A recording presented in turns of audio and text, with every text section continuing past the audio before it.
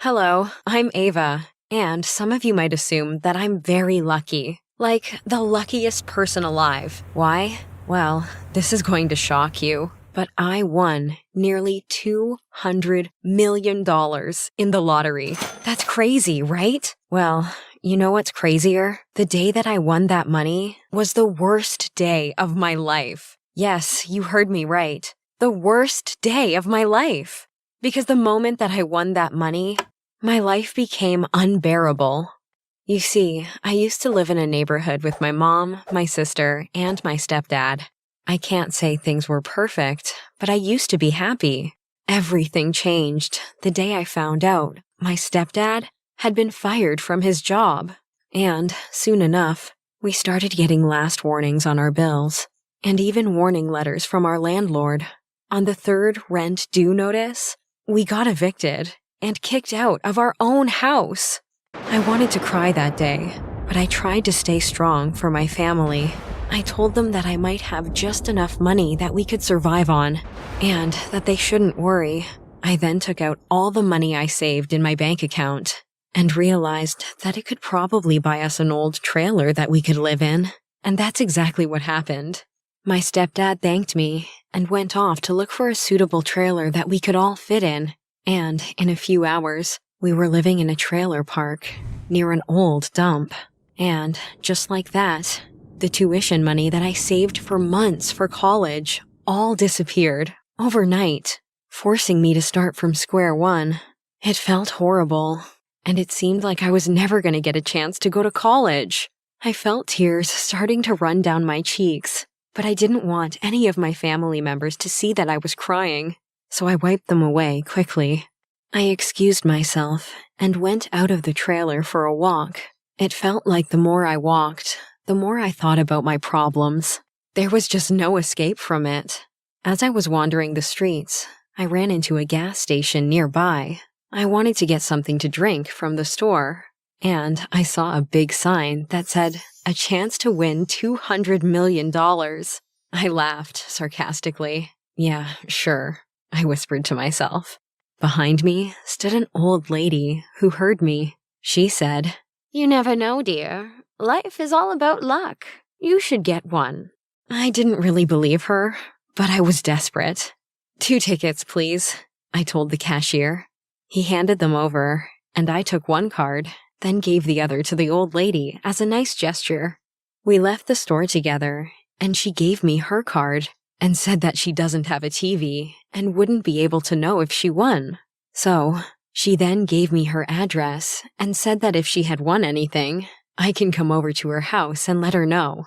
As I walked back home, my thoughts went back and forth in my head about what would happen if I actually won any type of money. It was a little fantasy, something to think about, just to ease my mind away from my troubles. When I made it home and opened the door, my sister, mom, and stepdad were all fighting. It looked like they had gotten themselves into another argument about money, but I was too tired to bother getting involved, and I simply went to bed. Days had passed, and I had almost forgotten about the lottery tickets, until one evening, I was reminded to check my numbers when my stepdad had the TV. It was a local news channel that talked about how the lottery money was yet to be claimed. They showed the numbers on the screen, and I pulled out my ticket. I wasn't very surprised that the numbers didn't match, and I crumbled it up, ready to move on, until I remembered the old lady's ticket, and pulled that out as well. When I went over the numbers, then went over them again, I felt like the room started to spin. The numbers matched perfectly. I quickly reached back into my pocket and fished out the paper that the lady wrote her address on. I wanted to rush over and tell her the news, but when I held the paper in my hand, I froze. $200 million. The thought kept running through my head. I looked around the trailer and thought even more about everything we could do with that money. I bought the ticket, and my family was really struggling. I knew that we could use the money more than she could, so I decided not to tell her. I mean, she was an old lady. What would she do with it anyway? Instead, I leaped up from the chair and called my family over. When I told them the news, None of them believed me, but I just smiled. We looked back toward the TV and checked the numbers again. When it was confirmed, we all jumped and shouted with joy. It was an unbelievable feeling. Everyone started talking about what they wanted to do, but one thing we could all agree on was getting out of that trailer. We went and cashed in the ticket. There was a big news conference filled with cameras, and my mom was made up to look her best. Our first purchase was a big house in the best part of town. I shared the money with my mom, sister, and stepdad, and they were quick to splurge. My mom bought clothes from only the most expensive stores and boutiques, while my sister bought herself the car of her dreams. And even my stepdad started spending money on unnecessary things. Don't get me wrong, I didn't mind the initial thrill, but after a while, things started to get out of hand. It seemed like the more money that was spent, the more things everyone wanted. Our once overly big house was being filled with stuff that was paid for, used once, and never touched again. I was happy that everyone was enjoying themselves after struggling so much, but we all started to drift apart. It was like we were at a crossroads, each headed in our own direction, and while everyone else seemed happy to walk off toward their own idea of luxury, I felt miserable. Nothing I seemed to buy made me feel better, and the more I tried to get our family to spend time together, the more they moved apart. Whenever we were in the same room with each other, an argument would break out. In the end, I barely saw any of them anymore. I just wanted to feel the connection that we once had. That's when I got the biggest shock of my life. A couple of months passed, and my biological father showed up to the house. It had been so long that I barely recognized him. He seemed happy to see me and talked about how he missed being a family. He was really over the top and started talking about how he wanted to be in my life again. I was so angry when I saw his face. I remembered the day he walked away from us, leaving me, my sister, and our mom to struggle alone because, and I quote, "I didn't sign up for this. I never even wanted kids." I told him if he didn't want us then, he's not going to be in my life now, and slammed the door on his stunned face. For the rest of the day, I felt an emptiness fill me. It wasn't just from seeing my biological father, but from the money and what it turned everybody into. A once close family wasn't even talking to each other anymore. My sister and I were best friends, but now I only see her when she comes by to pick up her stuff or ask for more money. My stepdad isn't the same hard worker that he used to be either. Now he spends his time wasting away on the couch, isolating himself from everything but the television. And even though my mother was never the kindest or the most caring person, now she's even worse. She doesn't even try to hide the fact that she's only interested in the family for as long as it can benefit her. She spent more money than everyone else, and she's become more spoiled. Sadly, I am not any better. I always thought that I wanted to be better than my mom, but when the money came, I realized that I was similar. I started becoming more materialistic. I began buying things I didn't need, and I started caring about what people think about me. The worst part of all was that I even gave up on my education. When I really thought about it, it made me sick. Finally, it hit me. The money wasn't even mine in the first place. After all this time, I remembered the old lady and how the ticket was hers, how she was the reason that I bought the ticket after all. Feeling that my mind was made up, I decided to find her. I remembered her address and got dressed to go see her.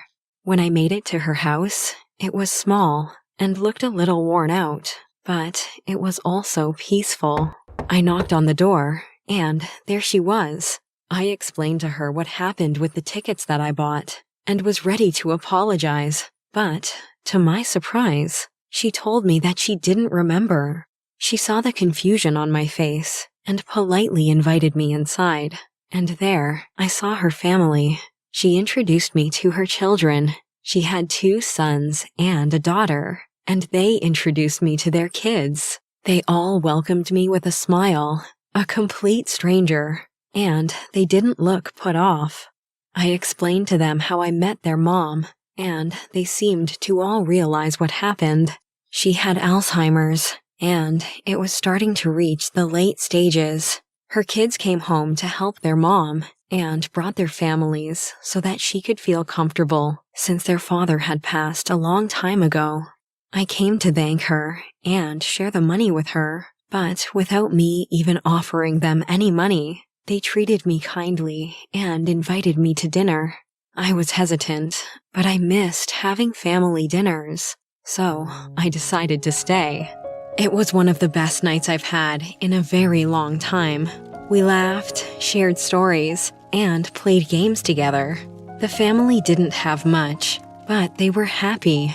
It reminded me of what I used to have. So, after the sun started to go down, and I started to leave, I turned and told her and her kids my plan to give them a majority share of the money. I wrote each one of them a check and handed them out. They were shocked, then overjoyed. They all laughed and smiled. I thanked the lady one more time and walked away. On my way home, I called up my family and told them to meet me. By the time I arrived, they were there. I walked in and saw them arguing again. At that point, I didn't want to waste any more time. I calmed them down and jumped straight into what I did. Their reaction went from shocked to screaming to anger, but I didn't back down. I explained that the money was ruining us, how it was like we weren't even a family anymore. There was just enough for each of us to live comfortably, and I understood if they were angry with me. After that, I walked away. It took a couple of days, but eventually, my family seemed to realize the same thing I did. My sister was the first to come around, then my stepdad. My mom, on the other hand, rarely ever spoke to me again. Her and my stepdad got divorced, and she moved into her own place. Though I was disappointed, I kind of figured she would feel that way. After a while, it seemed like I was getting my family back.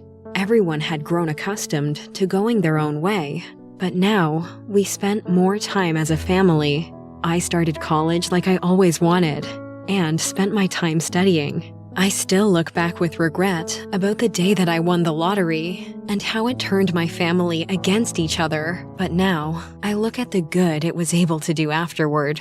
How I was able to help a family that wasn't my own, how I was able to go back to school, and how I was able to see what really matters: family, not money.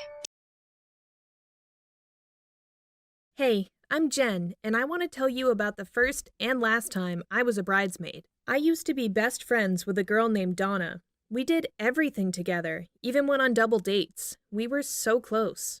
Donna started dating this guy called Steve. Steve was really rich, like millionaire rich, while I'm not. I'm a translator, so I don't exactly have a lot of money. I still loved her to bits, but I couldn't afford to go to fancy restaurants and expensive bars they like to go to. Donna said Steve didn't mind paying, but I didn't like having my friends' boyfriends spending money on me. So Donna and I stopped hanging out so much. One day I logged into my Facebook account and saw that Donna and Steve got engaged. I left a comment saying congratulations. Straight away, I got a PM from Donna asking me to be one of her bridesmaids. I thought it was a bit weird. I mean, why couldn't she call and ask? But I said yes. I mean, she was my best friend. Donna told me she was taking all her bridesmaids to dinner the next night. I was really excited to start planning her shower and talk about all of the maid of honor duties.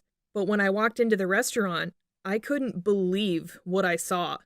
Ashley, my enemy from school, was sitting next to Donna with a huge grin on her face. I used to be friends with Ashley until she started spreading ugly rumors about me.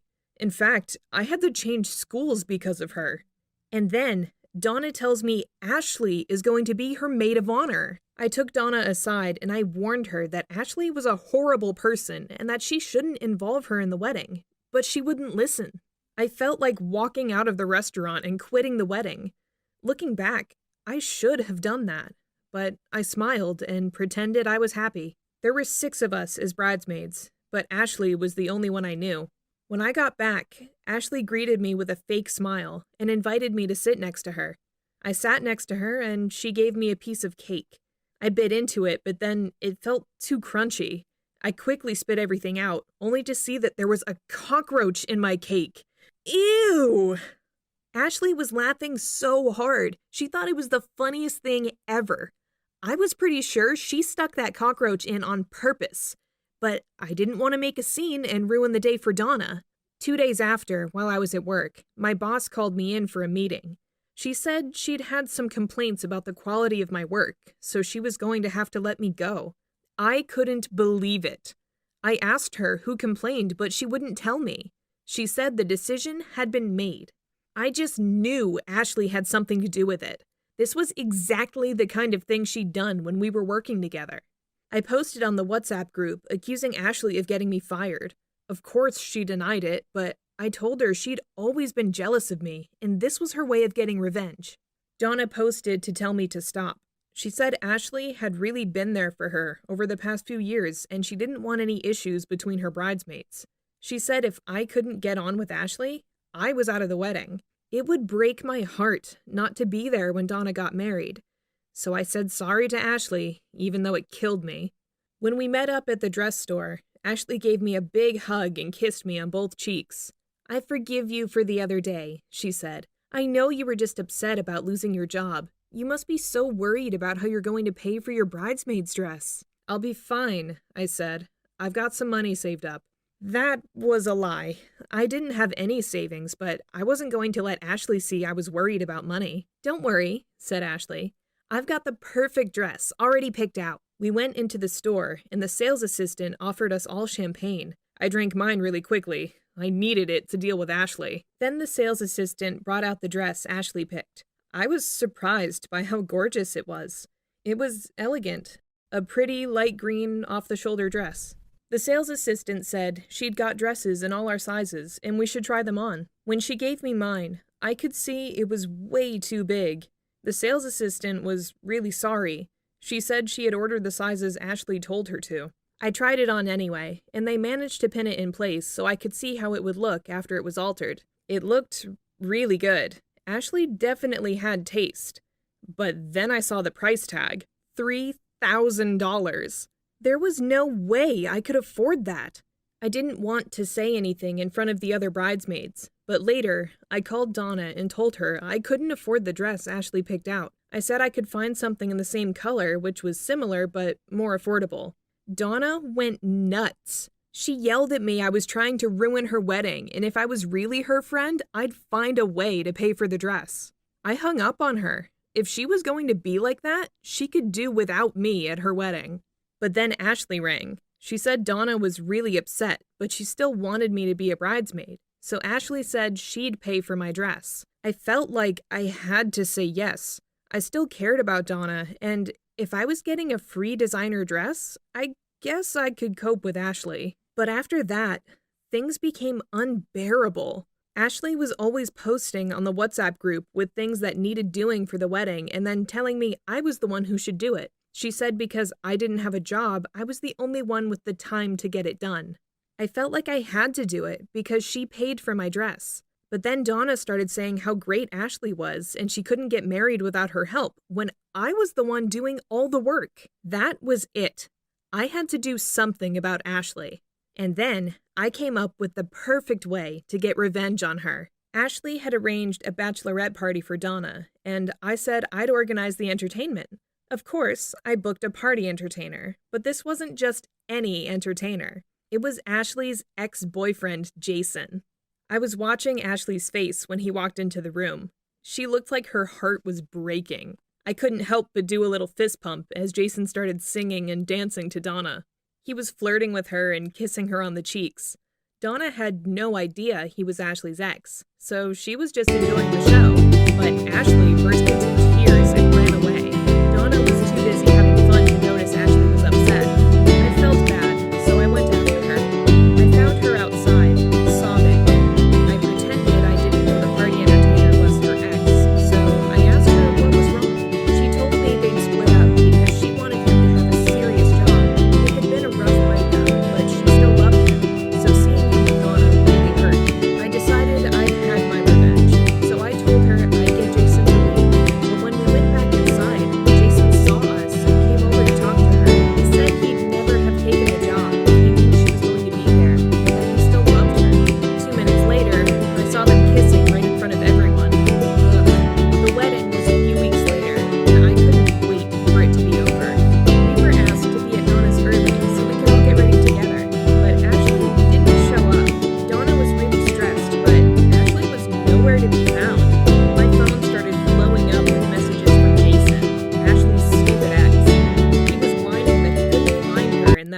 was supposed to be her +1 for the day. I hung up on him because I had no nerves to deal with Ashley's disappearance. Today was about Donna. I helped Donna get ready, and we just about managed to be on time. I texted Steve to see if he was ready, and he replied and said that we can start the wedding ceremony, so I gave them the go. I walked down the aisle with the best man, and Donna was behind me with her father. But then I hear awful screams. Donna was jumping up and down, and then something slimy crawled out of her wedding dress. A big yellow snake. Everyone at church started screaming and running away. I was sure this was Ashley's fault. Then, when I looked up, I noticed Steve wasn't standing near the priest. Where was he? I thought everything was going to be all right, but I was wrong. When Donna came back and saw he wasn't there, she burst into tears and walked away. It must have been the most embarrassing moment in her life. Everyone started talking loudly. Donna's father was